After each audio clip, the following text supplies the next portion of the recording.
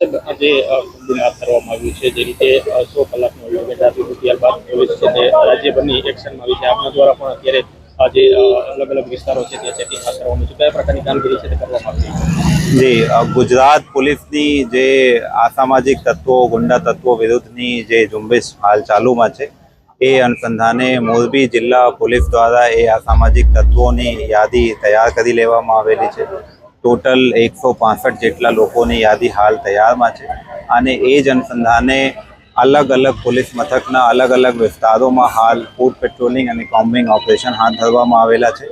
હાલ આપણે મોરબી સિટીના વિસ્તારમાં છીએ જ્યાં સિટી પોલીસના અધિકારી અને કર્મચારીઓ સાથે એક મેગા કોમ્બિંગ ઓપરેશન હાલ ચાલુમાં છે અને જે આઈડેન્ટિફાઈ કરેલા ભૂતકાળ ધરાવતા એવા ગુનાહિત ઇતિહાસ ધરાવતા જે લોકો છે એના ઉપર કડકમાં કડક કાર્યવાહી કરવા માટેની એ ઝુંબેશ હાલ ચાલુમાં છે. સાથે સાથે આજ સવારથી સાંજ સુધીમાં જે એવા ઇસમો છે જેની યાદીમાં નામ છે એના ગેરકાયદેસર વીજ કનેક્શન ધ્યાન ઉપર આવતા 8 જેટલા એવા ગેરકાયદેસર વીજ કનેક્શન વીજળી વિભાગના સંલગ્ન અધિકારીઓને સાથે રાખી એ કાપી દેવામાં આવેલા છે અને એને 8 લાખથી વધુ રકમના દંડ પણ ફટકારવાની કાર્યવાહી જે છે એ ચાલુમાં છે. આગામી સમયોમાં જે પ્રમાણે આપણે એક્શન પ્લાન બનાવવાના હતા એ એક્શન પ્લાન તૈયાર થઈ ગયા છે.